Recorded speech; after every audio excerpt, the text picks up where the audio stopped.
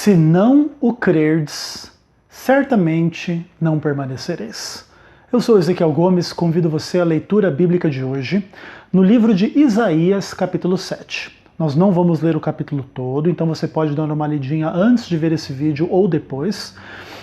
Mas nós vamos ler algumas questões aqui que eu selecionei. Então, versos 1 e 2, a palavra de Deus diz o seguinte: Sucedeu nos dias de Acás, filho de Jotão, filho de Uzias, rei de Judá, que Rezim, rei da Síria, e Peca, filho de Remalias, rei de Israel, subiram a Jerusalém para pelejarem contra ela, porém não prevaleceram contra ela.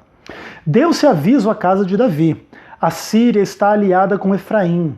Então ficou agitado o coração de Acás e o coração do seu povo, como se agitam as árvores do bosque com o vento. Bom, o que acontece? Guerra envolve a ideia de planos humanos, cobiças humanas, a respeito de recursos, territórios, etc. e tal.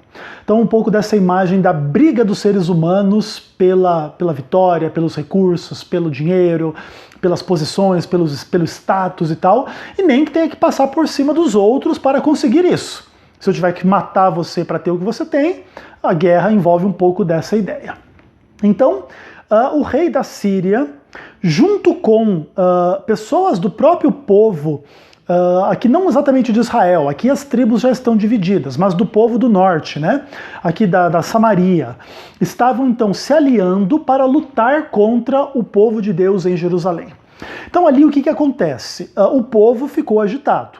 Nessa primeira tentativa, eles não tiveram sucesso, não prevaleceram, mas o povo ficou agitado diante da clara intenção daqueles povos em exterminá-los, em lutar contra eles. E ali se fala então que o povo ficou agitado como as árvores, né, do bosque com o vento. A situação estava empolvorosa ali no meio do povo de Israel. Agora o que acontece? No verso 3, a Bíblia diz, né, disse o Senhor a Isaías, vai ao encontro de Acás e tal, etc. Então, Deus manda uma mensagem para o rei, através do profeta Isaías, dizendo que aquilo que aqueles homens estavam planejando não iria se concretizar, no verso 7. Assim diz o Senhor Deus, isto não subsistirá, nem tampouco acontecerá. E claro, aqui estava envolvido uma espécie de um milagre. Porque o povo da Síria, mas esse pessoal de Efraim, naturalmente eram uma coligação mais forte do que o povo de Deus em Jerusalém. Então é mais ou menos assim, os Estados Unidos decidem atacar o Brasil, fazem um primeiro ataque e recuam, mas eles vão voltar. Eles são maiores, eles vão vencer. E Deus diz que eles não vão vencer. E aqui, nesse contexto, a ideia é o seguinte: o futuro vai ser diferente do que os homens imaginam. Isso é interessante, né? O livro de Eclesiastes fala um pouco sobre isso. Que Deus não nos deixa saber o futuro justamente por isso. A gente não tem noção do que vai ser amanhã. A gente não tem controle sobre as coisas. Até mesmo para a gente confiar nele, para a gente entender que quem reina sobre a realidade é ele, não somos nós. Aqui a lógica vai ser subvertida. O mais forte não vai vencer o mais fraco. Agora, Deus pede fé da parte do rei Acás. Verso 9, né? Se você não crer, certamente você não vai permanecer. Vamos pensar assim, como rei, você vai sofrer consequências ruins da sua falta de fé. O que acontece é que existe uma ideia aqui incondicional, ou seja, esse povo não vai entrar, não vai vencer, isso é incondicional, é uma profecia, tal, vai acontecer dessa forma. Agora, o que vai acontecer com o rei Acás envolve uma decisão dele, se ele crê em Deus ou não, se ele confia em Deus ou não, ok? Aí nesse contexto, acontece ali os versos 10 a 16 do capítulo 7 de Isaías, que talvez seja uma das porções mais importantes do livro de Isaías, onde se fala o seguinte: E continuou o Senhor a falar com Acás, dizendo, pede ao Senhor teu Deus um sinal, quer embaixo nas profundezas ou em cima nas alturas.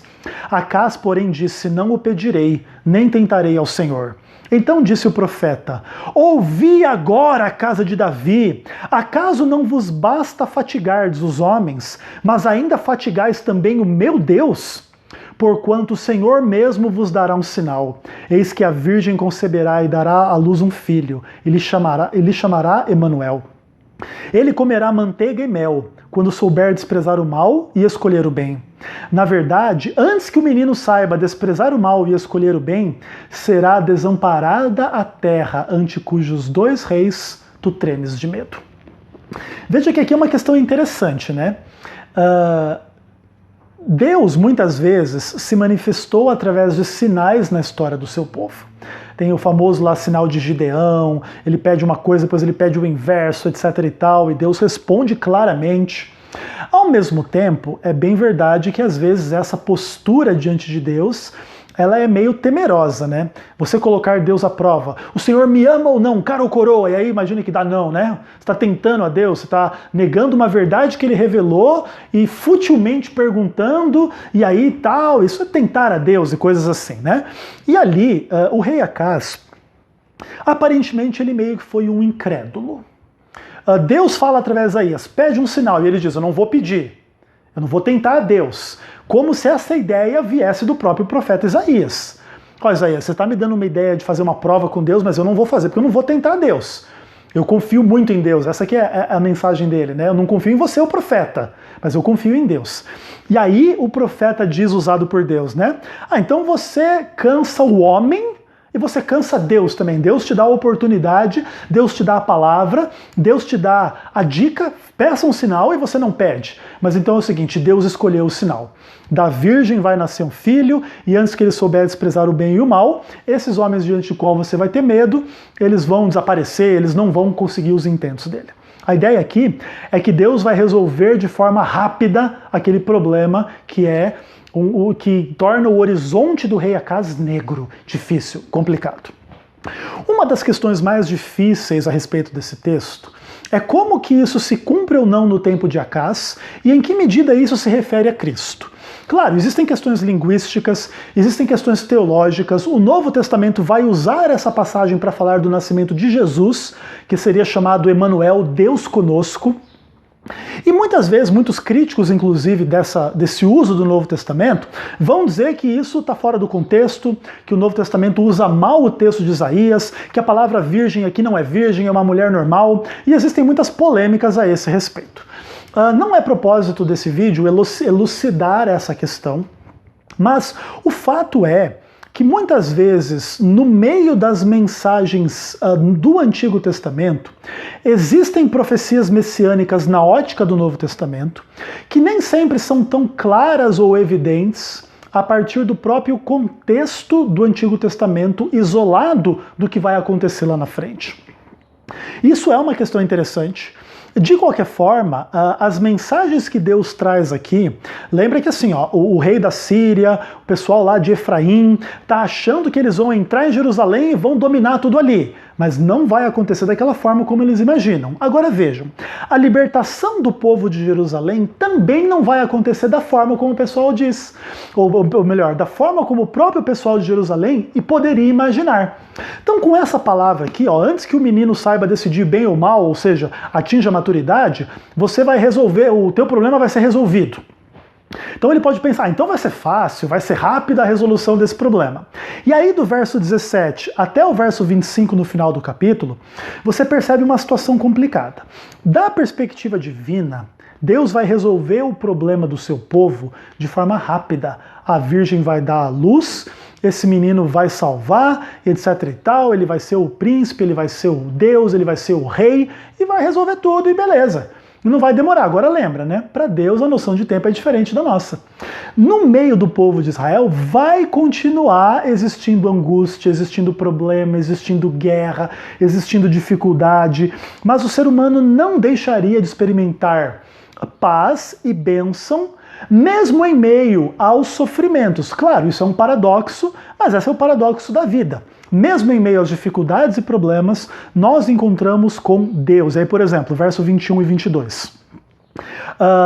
Diz assim, naquele dia sucederá que um homem manterá apenas uma vaca nova e 2 ovelhas, ou seja, vai haver problemas, vai haver escassez, vai haver dificuldade, o rei da Síria vai vir, vai acontecer, depois ele coloca algumas questões aqui.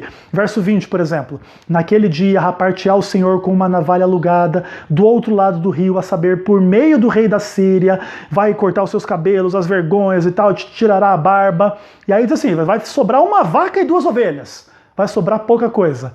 Aí o verso 22, e será tal a abundância de leite que ela lhes darão, que comerão manteiga, manteiga e mel comerá todo o restante no meio da terra. Uma vaca e 2 ovelhas vão sustentar uma multidão de pessoas.